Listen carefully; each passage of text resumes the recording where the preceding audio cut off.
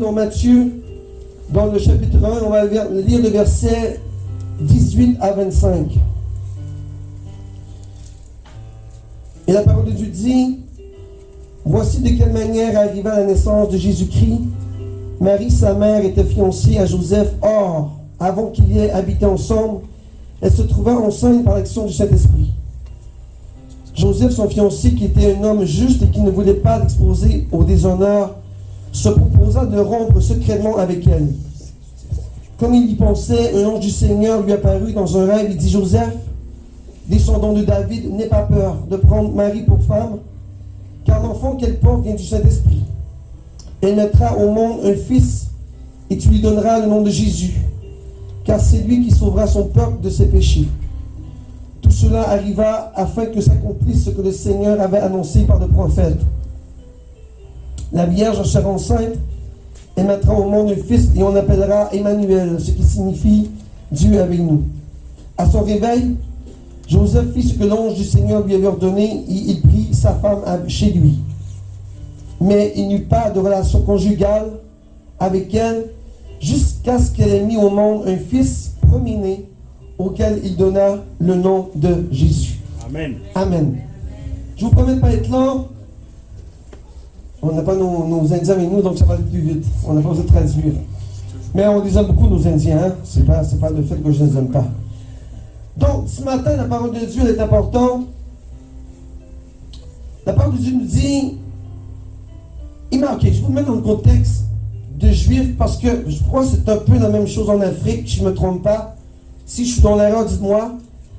Mais vous savez que la fiançaille aux Juifs n'est pas pareille que les fiançailles au Canada. Bon, je ne sais pas en Afrique, là, mais je ne vais pas entrer dans l'Afrique, mais je vais parler du Canada. Vous savez, au Canada, on se fiance et on peut rester des années et des années fiancés et ensuite, quand cœur nous ont dit, on se marie. Les Juifs, eux, la façon dont ça fonctionne, c'est que c'est le papa et la maman qui organisent tout. À l'adolescence, lorsque la jeune fille elle a 15, 16, même 17 ans, le papa et la maman organisent tout afin que la fille puisse se marier avec un élu que le papa a choisi. D'accord? Je ne sais pas si ça c'est comme ça en Afrique ou sinon. Non. Ok. Bon, donc on ne parle pas de l'Afrique.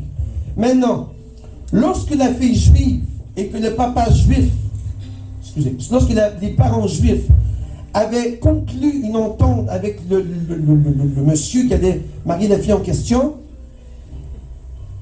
on appelait ça une célébration de fiançailles. Donc, à partir du moment qu'il se fiançait, il avait 1 an pour se marier. Donc, le mari était dans son année de grâce pour construire la maison afin de recevoir sa future épouse, pour recevoir la belle et charmante madame dans sa maison. D'accord? Mettez-vous dans le contexte de la Bible maintenant. Marie,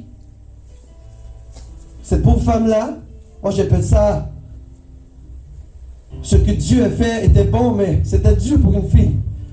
Imaginez-vous une fille qui reçoit la visite d'un ange. Et l'ange lui dit, Marie, tu seras enceinte par le Saint-Esprit. Mettez-vous dans le contexte de cette femme-là, Marie. Mettez-vous là, quelqu'un, un ange te dit ce soir, Marie, Rebecca, peu importe, Noël, tu seras enceinte ce soir du Saint-Esprit. Mettez-vous dans le contexte de la fille. Et là, ça devait tourner 10 000 tours minutes là-dedans. Hein? Comment est-ce que je peux, moi, être enceinte par le Saint-Esprit lorsque je n'ai pas eu de relation avec un homme? Et n'oubliez pas que dans le temps des Juifs, il n'y avait aucune relation sexuelle avant le mariage. Et ce n'est pas supposé encore aujourd'hui de toute façon. Il n'y a rien qu'à changer. Maintenant, la dame en question, Marie,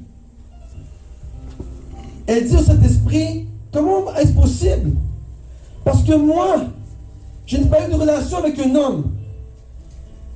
Il dit, ce ne sera pas toi, ce sera l'Esprit de Dieu qui va concevoir en toi cet enfant Jésus, qui a été promis à travers des années et des années-lumière. Imagine-toi, Léo, Imagine-toi que Marie, mettons dans le contexte, tu es le Joseph, toi. Marie vient te voir, dit Joseph, je suis enceinte. Comment tu vas la regarder? Tu es juif là. Tu vas dire pardon.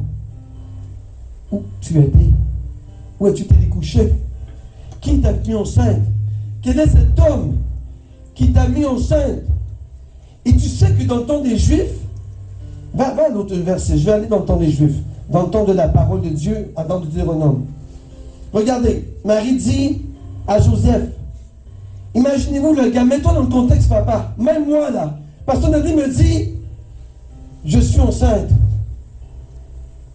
Et pourtant, où t'as été toi? Où t'as été? Qui est cet homme? C'est quoi qui s'est passé là? Où t'as été te promener? Quel homme qui t'a mis enceinte? Et là tu commences à capoter parce que c'est ta future fiancée, n'est-ce pas? Imagine-toi, la femme dit, chérie, je suis enceinte par l'Esprit de Dieu. Mais elle va dire, mais t'es folle. Mais ça va pas. C'est psychologique ton enfant, ça va pas bien. On va t'emmener chez un médecin. Par le Saint-Esprit, mais tu capotes. Imagine-toi la femme, comment qu'elle devait subir la pression de son Joseph. Joseph devait capoter, n'est-ce pas? En plus de lui dire qu'elle est enceinte, elle lui dit qu'elle était conçue un enfant du Saint-Esprit. Mais là, c'était la dose. Et là, moi, je me mets dans le contexte de Joseph, papa. Je lui devais dire, un, elle est folle, et deux, il m'a trompé. Parce que si c'est vrai, elle est allée voir ailleurs. Et qui elle a été voir ailleurs? Et en plus, elle dit que c'est le Saint-Esprit. Mais elle est totalement sur une autre planète, cette femme-là. Mais il était fiancé avec elle. Dans la parole de Dieu, lorsqu'une femme allait voir ailleurs, ou qu'elle était enceinte lorsqu'elle était mariée, c'était lapidation.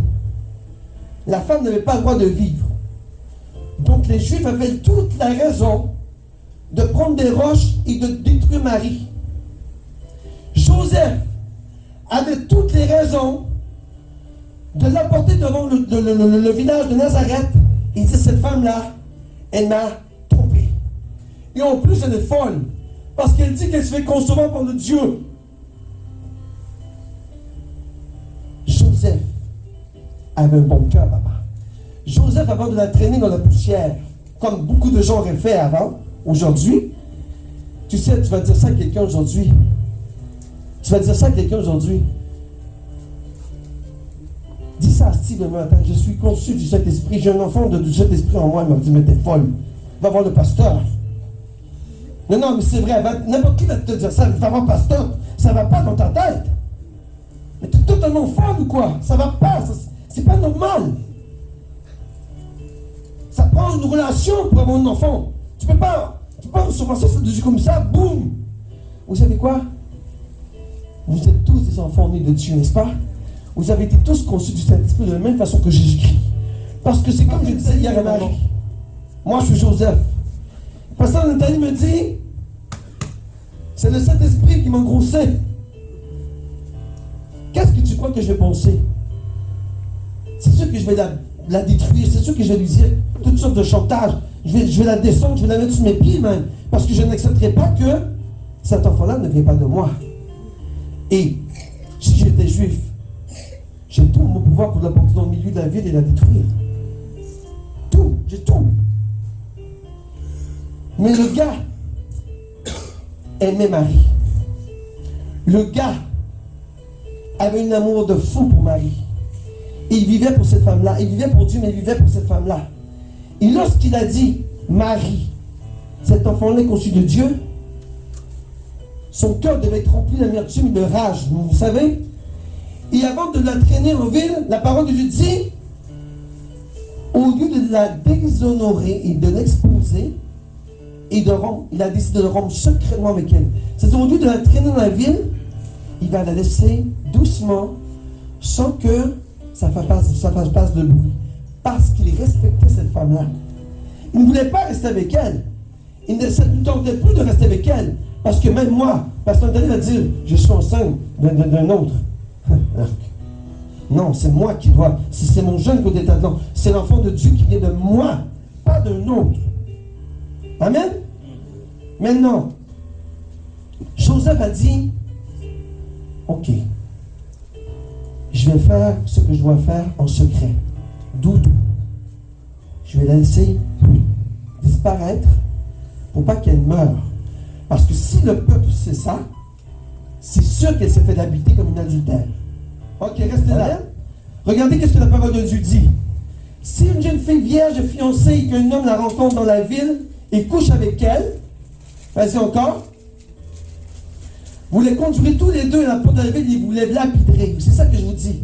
Il n'y avait pas de pardon dans ce moment-là. Si la femme avait été voir ailleurs, c'était lapidation, c'était sûr. Il n'y avait aucune chance. Donc, au lieu que Joseph prenne Marie, il avait tout le choix, papa. Il avait tout le choix, ce gars-là. Il avait tout pour la mettre dans le milieu. Il l'a brisé.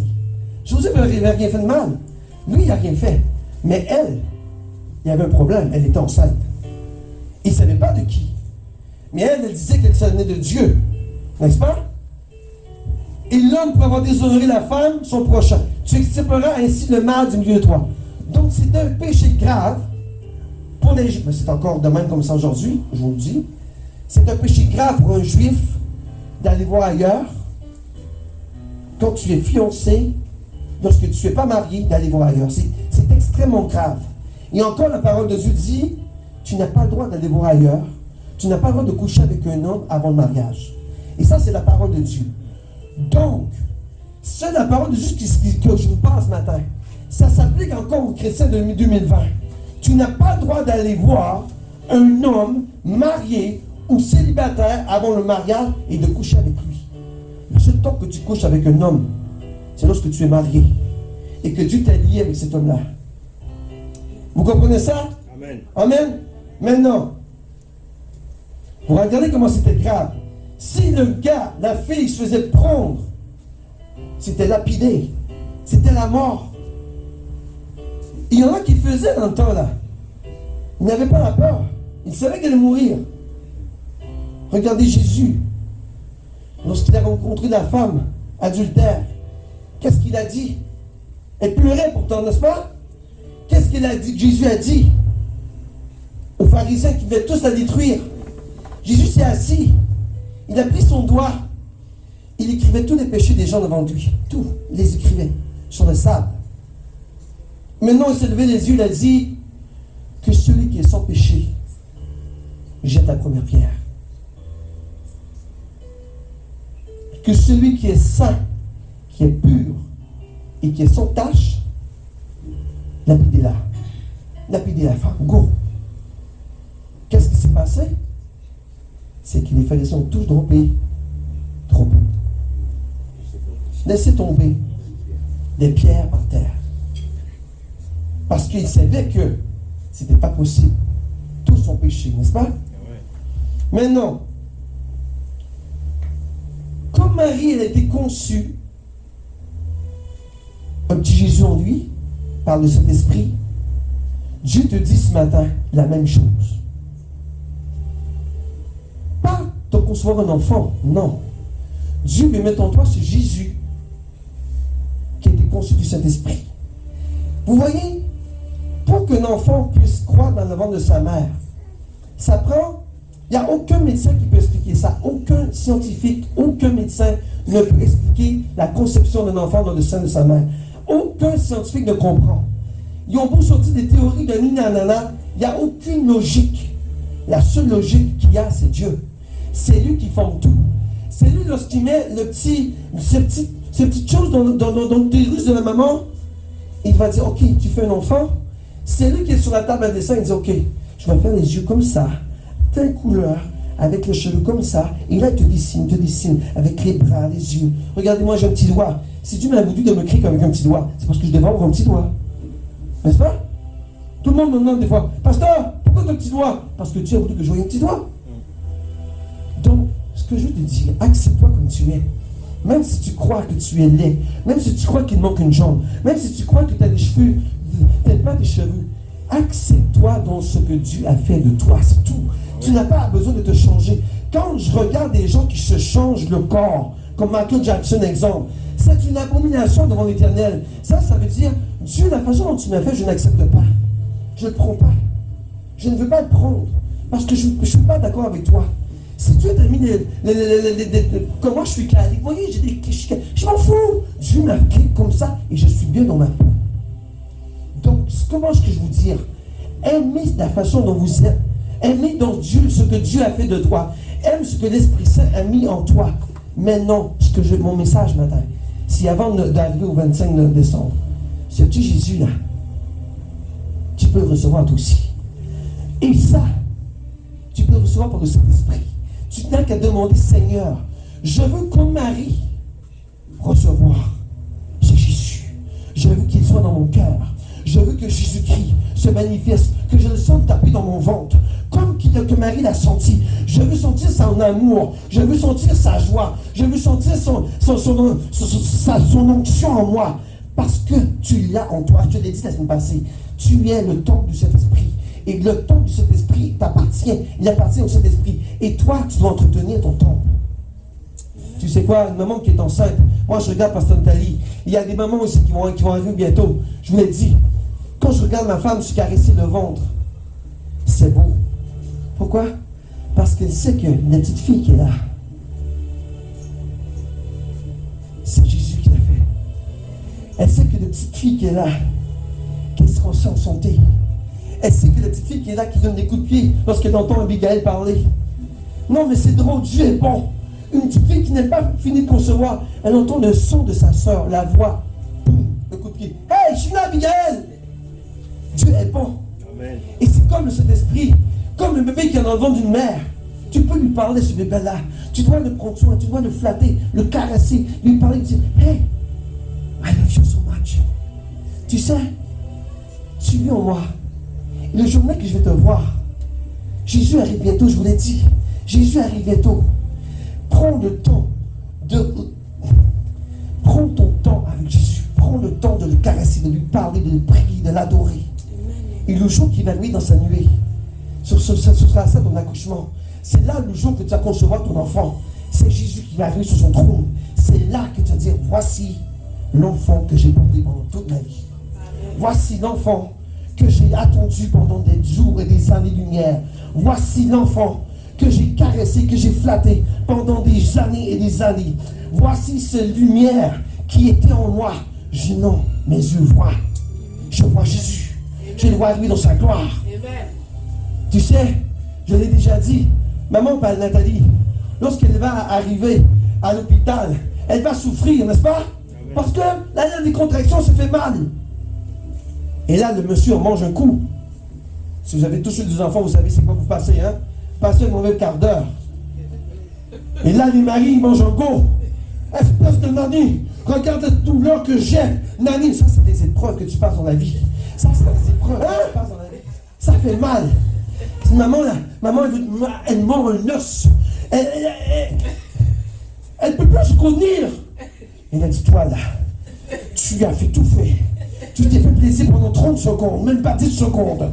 Et regarde-moi, aujourd'hui, je souffre le calvaire. Et toi, tu me regardes. Oh, attention, chérie, fais attention. Prends tout. Mais c'est pas ça que vrai un homme, papa. Un homme s'amuse pendant 10-15 secondes et c'est fait boum. Après ça, nous, on paye. Quand? À l'accouchement. Parce que là, mon ami, là, tous les séductions tombent sur ta tête. Mais après ça, qu'est-ce qui se passe? La maman reçoit son bébé. Et cette maman-là, tout ce qu'elle a dit à son mari vient de disparaître. Tout ce que tu as mangé, papa, de coups, de claques, de te tenir comme ça. Tout vient de partir. Papa, je vais pas faire de marche sur toi, j'espère. Non, mais je veux vous faire comprendre que c'est des obstacles de la vie. Tu passes des embûches, tu passes des obstacles, jusqu'au jour que Jésus va revenir. Lorsque tu verras ton Seigneur, comme ce bébé-là va arriver, tu vas te soumettre, tu vas te plier, tu vas dire, Seigneur, c'est toi que j'attendais. C'est toi cet enfant que j'ai. C'est toi qui es en moi, que je vois now. Lorsque tu vois ton enfant, papa, lorsque tu as vu Anthony pour la première fois, moi j'ai pleuré lorsque j'ai vu Joshua. lorsque j'ai vu avec Abigail, lorsque j'ai vu Samuel, j'ai pleuré. Je pleurais de joie. Je dis, Seigneur, mon enfant est en forme. Mon enfant est vivant. Mon enfant respire. Il est beau. C'est ça que tu vas faire avec Jésus. C'est ça que tu, lorsque tu vas rencontrer ton Seigneur, l'Esprit Saint va être en haut. Il va te dire, regarde, ton Seigneur arrive. Il est là. Il arrive. Prépare-toi. Jésus a été conçu du Saint-Esprit. Le Saint-Esprit va concevoir ce même Jésus en toi lors de son retour. Maintenant, le Saint-Esprit te prépare. Il prépare tout ce qui se passe en toi. Tu sais, le Saint-Esprit te download. Le Saint-Esprit prie pour toi lorsque tu es trop paresseux. Le Saint-Esprit te dit la direction que tu dois suivre. Le Saint-Esprit fait en sorte que lorsque tu vas rencontrer ce Seigneur, que tu seras prêt. Que tu seras prêt. Amen. Et c'est sa fonction, le Saint-Esprit sur la terre. Be prepared, because I'm coming soon. Et ça, c'est Jésus qui dit ça. Mais tu ne peux pas te préparer seul. Prépare-toi avec cet enfant qui est en toi. L'Esprit de Dieu. Joseph, l'Esprit. Comme il y pensait. Papa, imagine-toi le gars, papa. Sa femme dit ça. Catastrophe. Le gars va dormir et l'Esprit de Dieu lui parle. N'aie pas peur. Prends pour femme Marie. Prends-la pour ton épouse. Prends-la. Ne la rejette pas. Elle est à toi. Et l'enfant qu'elle porte, c'est Jésus. C'est le Seigneur. C'est lui que tu attends. Imagine-toi, tu as été élu. Papa du Fils très haut.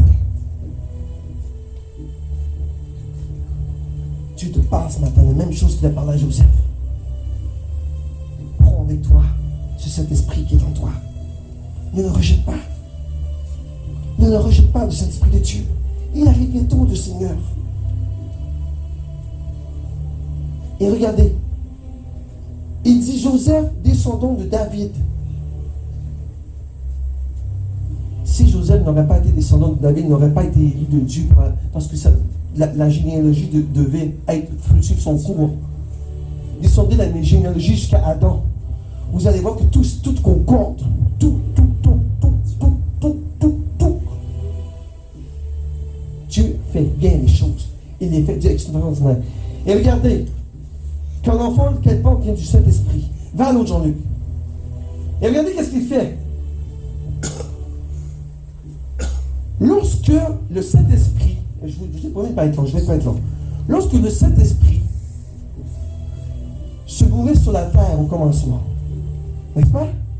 Tout était chaotique, ténébreux, n'est-ce pas?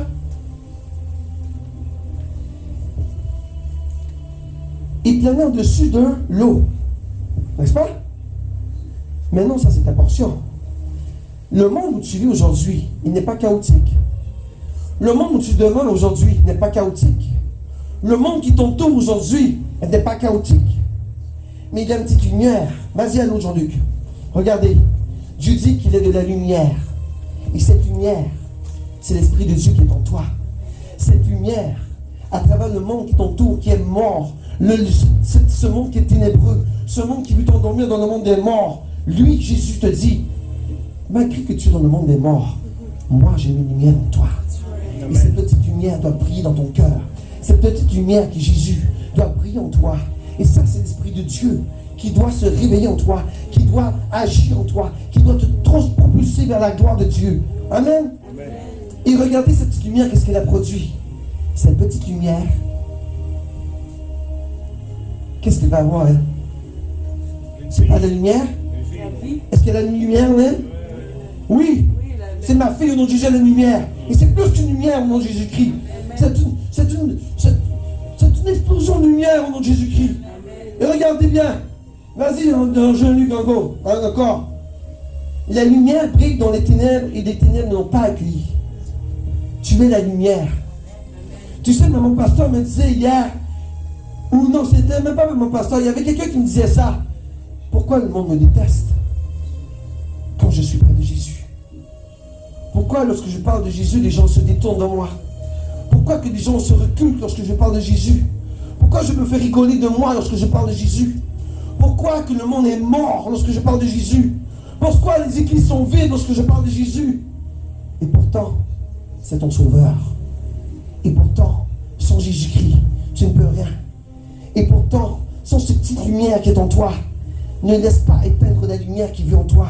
Ne laisse pas la flamme de cet esprit s'éteindre qui est en toi. Brûle-la au nom de Jésus-Christ et que cette lumière brille d'une façon incroyable. Amen. Vas-y encore, Jean-Luc, l'autre. Et regardez, c'est toi qui as formé mes reins, qui m'a tissé dans le ventre de ma mère. C'est pas ça qui se passe avec Pasteur Nathalie. C'est Dieu qui fait tout. Les reins.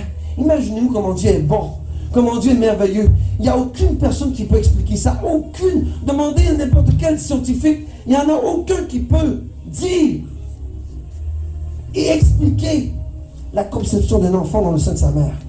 Comment ce petit affaire microscopique peut devenir un bébé avec 5 doigts d'un côté et de l'autre, avec des yeux, avec un nez, avec des cheveux, des oreilles, un nez, une bouche, des reins, un cœur, des poumons, tout.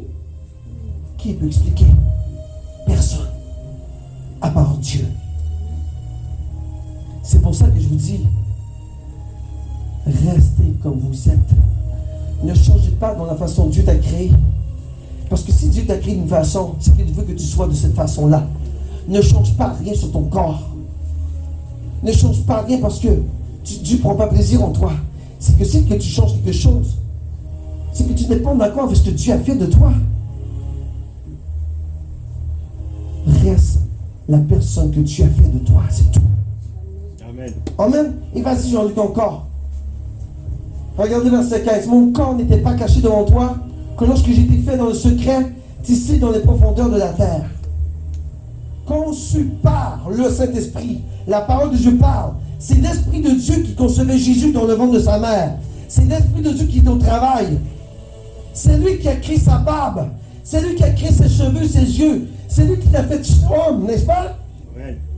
C'est lui, l'Esprit Saint, à travers sa puissance, qu'il a créé ce Jésus-Christ, qui était conçu pour mourir pour le peuple, afin de sauver la nation. Amen. Amen. C'est pas merveilleux ça? Amen. Que l'Esprit de Dieu qui est en toi peut faire la même chose, papa. Tu sais quoi? L'Esprit de Dieu, maman, c'est lui que tu as besoin de plus dans ta vie aujourd'hui. Il est sur la terre. L'Esprit de Dieu vit en toi. Et il te tisse. C'est lui qui te forme. Tu sais, des fois on dit gloire à Dieu parce que j'ai vécu ça. Mais si ce n'avait pas été l'Esprit de Dieu, tu n'avais rien eu. Rien eu. Tu vois, on donne des témoignages, on donne gloire à Dieu. Oui, le Saint-Esprit est Dieu, n'est-ce pas? Il est Seigneur, il est Jésus. Ils sont trois. Ils ne forment qu'une personne, n'est-ce pas? Et malgré tout, papa, le Saint-Esprit, qui était la troisième personne, a conçu Jésus dans le sein de sa mère. C'est lui qui l'a fait. Comme il a conçu la terre, il a conçu Jésus. Donc s'il a conçu Jésus et la terre, qu'est-ce qu'il peut faire avec toi aujourd'hui? On oublie trop souvent de cet esprit. On l'écarte de nos vies. On pense juste à Dieu, Seigneur, Dieu, non. Parlez au Saint-Esprit. C'est lui qui est sur la terre avec toi. C'est lui qui est sur la terre avec toi pour te guider. C'est lui qui est sur la terre avec toi pour te parler. C'est lui qui te dit des fois, tu sais, parfois tu fais une erreur. Là, et là, ça mijote là-dedans parce que tu dis, wow, là, j'ai fait une erreur. C'est pas toi qui toute seul qui pense à ça, là. C'est l'Esprit de Dieu qui te dit, hey, ce que tu as fait là, c'est grave. Va à la croix. Pardonne. Tu sais, lorsque tu es chrétien, que tu as des remords de conscience, que tu dis, ouais, là, il faut que je change des choses dans ma vie. Ça, c'est l'Esprit de Dieu qui te parle. Apprenez à écouter l'Esprit de Dieu qui vous parle. C'est important. Apprenez à l'écouter, sa voix. Apprenez à entendre. Et c'est pour ça que j'ai parlé cette semaine, durant la prière. Moi, je demande à tous ces chrétiens et chrétiennes ici, que vous ayez le discernement des esprits. Que lorsque Jésus te parle, tu puisses entendre. Que lorsque l'Esprit de Dieu te parle, tu puisses entendre de cet esprit. Que lorsque le diable t'entende, te parle, tu puisses comprendre que c'est Satan qui te parle. Parce que Satan est menteur. Satan se fait prendre pour Jésus. Vous savez, la Bible dit qu'il est un ange de lumière. Sachez discerner ce que c'est lorsque c'est Dieu et que c'est Satan qui vous parle. Il est un arnaqueur. Il est menteur. Il veut prendre la place de Jésus. Et souvent, il va te parler, tu vas croire que c'est Dieu qui te parle. Mais dis-toi une affaire. Aie le discernement. Tout ce qui ne concorde pas la parole de Dieu ne vient pas de Dieu. Vous comprenez ça? Donc c'est la seule façon que tu peux détecter si c'est Satan qui te parle ou c'est Dieu. Tout ce qui ne concorde pas là-dedans ne vient pas de Dieu. Alors c'est Satan qui te parle. La parole ne ment pas. La parole est la vérité, la vie. Donc si tu reçois, Jésus m'a parlé, il m'a dit ça. Tu sais, même dans le Nouveau Testament, les apôtres, je les aimais beaucoup. Ils voulaient toujours avoir une confirmation. Tout ce qu'ils entendaient, ils allaient confirmer. Et c'est ça qu'un chrétien va faire aujourd'hui. Ah, j'ai reçu une prophétie. Là. Ok. Avant de t'énerver et de te péter des bretelles, dis, oh, moi, je vais être un grand homme. Attends. Tout.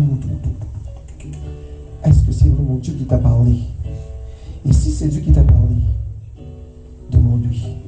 Papa, donne-moi une confirmation.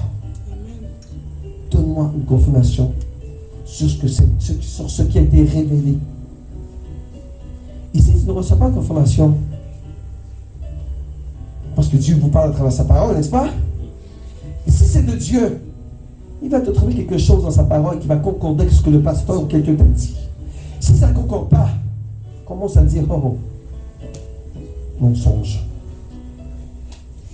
Tout doit concorder avec la parole de Dieu. Tout. Il n'y a rien qui va vous arriver sur la terre qui n'est pas dans la volonté de la parole de Dieu. Rien.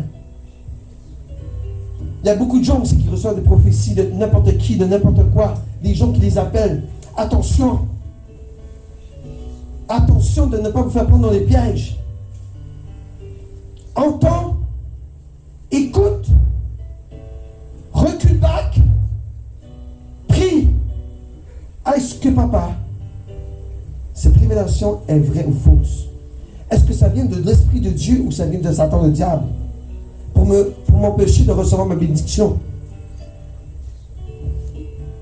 Vous savez, si tu es bien connecté avec Dieu, Dieu va te parler très bien. Très bien. Il va t'emmener dans un passage biblique. Dieu est comme ça. Dieu est bon.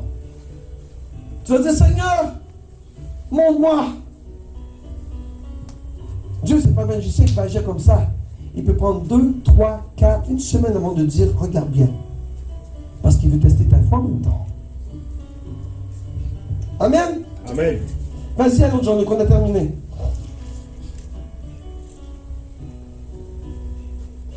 Regardez pour terminer le dernier verset. C'est pourquoi Christ, entrant dans le monde, il est entré dans le monde, n'est-ce pas?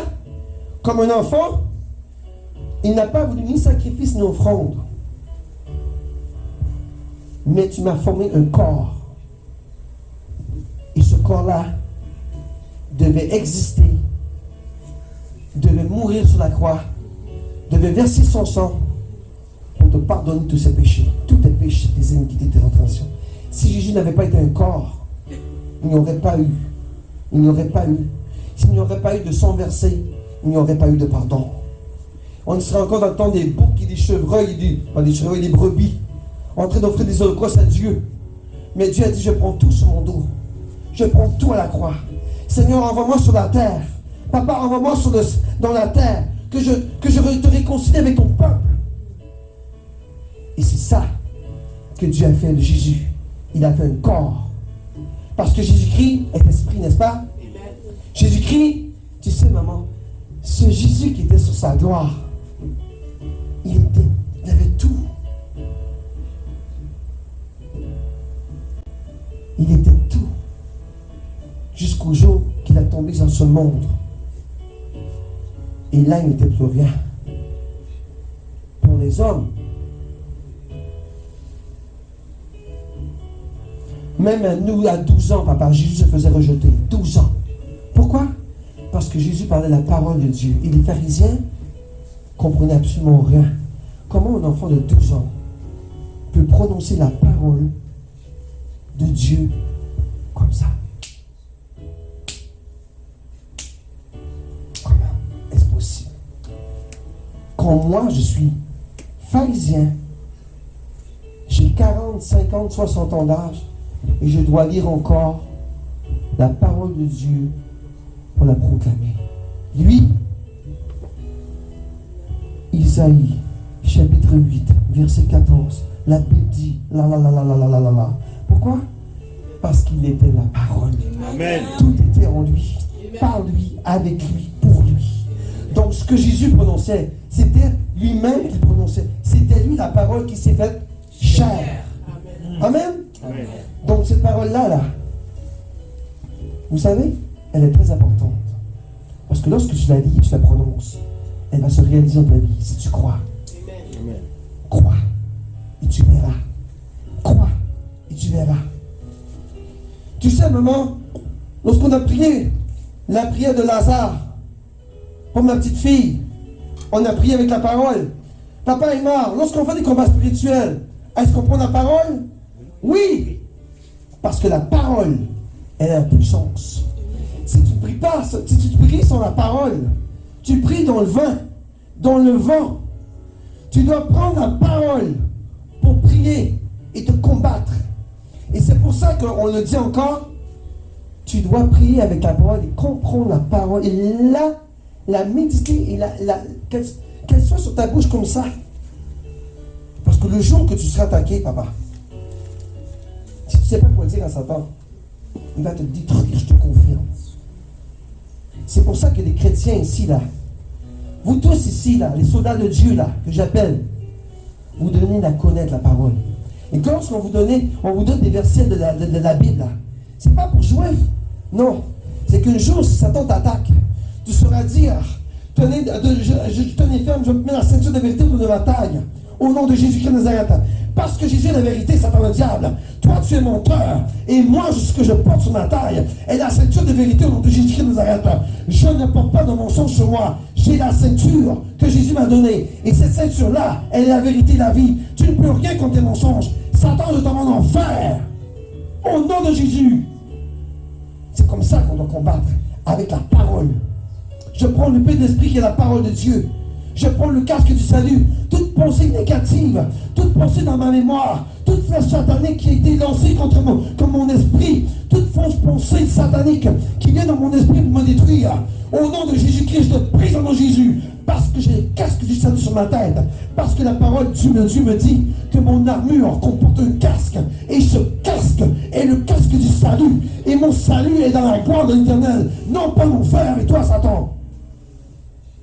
Amen. Amen. C'est important de connaître la parole, de se battre avec la parole. Parce que la parole est une épée à double tranchant, n'oubliez pas. Elle nous dit la parole. Tout était conçu pour que tu pries avec la parole. Tout était conçu. Tu peux prier, tu sais, papa, tu peux prier chacun des versets de la Bible avec la parole de Dieu. Tu peux combattre avec ça. Regardez Marie. Regardez Marie. Lorsque l'Esprit Saint lui a dit, tu vas concevoir un enfant, celui du Saint-Esprit, qu'est-ce qu'il a dit? Je suis la servante du Seigneur, qu'il soit fait selon ce que tu dis, ta parole. Lorsque Satan te dit le contraire, lorsque Satan te dit que tu le sers, tu dois lui dire, Satan, tu es menteur, parce que l'Esprit de Dieu qui est en moi, je suis une servante de l'Éternel des armées, et l'Esprit de Dieu qui est en moi, la parole de Dieu dit que je suis la servante du Seigneur et que je ferai selon sa parole, non pas ta parole, mais sa parole à lui. Mon peur. Je vous incite en 2020 à lire la parole de Dieu. Je vous incite en 2020 à la connaître, pas par cœur, tu ne peux pas tout connaître. Mais lorsque tu arrives sur ce verset, que Dieu t'apporte, papa, il y a toujours une raison. Il y a toujours une raison pourquoi Dieu t'apporte dans un verset. Lorsque tu lis la parole, et des fois, tu arrives dans un verset et tu dis, waouh, ça me touche. Ça veut dire, mon ami, take note. Parce qu'un jour, tu en auras besoin. tu vas t'en servir. Tu vas t'en servir puissamment. Je sais, on ne peut pas tout retenir, c'est pas possible. Il y a comment il y a de monde là-dedans? Environ 2 millions? Plus que ça? 10 millions? Je ne sais pas. Tu ne peux pas tout retenir. Mais Dieu va t'apporter un endroit où que toi, comme personne, dois retenir où et quand tu dois l'appliquer.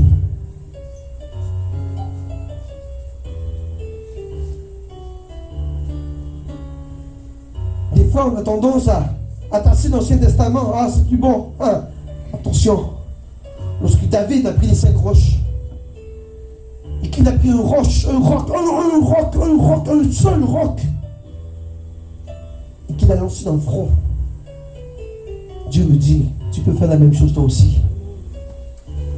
Quand Gédéon avait 300 personnes contre une armée de 300 000, il peut dire aussi, hey, si Gédéon l'a fait, pourquoi pas toi? Tu crois que tu es seul? Et si j'envoie 300 anges avec toi, tu seras encore seul? Tu n'es jamais seul avec Jésus. Tu es vainqueur. Amen. Et que tout ça pense satanique qui est sur toi soit prison de Jésus-Christ de Nazareth. Amen. Tu es un vainqueur. Et je te décrète sur ta vie au nom de Jésus-Christ en 2020, au nom puissant de Jésus-Christ. Aucun serpent, aucune attaque, aucun démon ne peut prospérer sur toi en 2020 au nom de Jésus. Amen. Parce que tu as la parole de Dieu en toi au nom de Jésus. Amen. Tu sais quoi? J'aime ça qu'on va prier. On va prier 2 minutes, maman. Levez-vous 2 secondes. Je veux que vous allez commander à votre joie de se manifester au nom de Jésus. Que toute mauvaise joie qui ne vient pas de Dieu, que toute tristesse, que toute maladie, que tout désespoir, vous le présentez de Jésus-Christ de Nazareth et vous allez proclamer à votre joie de se manifester en 2020. Que vous marchiez dans la joie en 2020. Que tout esprit de haine, de rancune soit brisé au nom de Jésus-Christ. Au nom de Jésus-Christ de Nazareth, je commande tout esprit de tristesse, je commande tout esprit de rancune,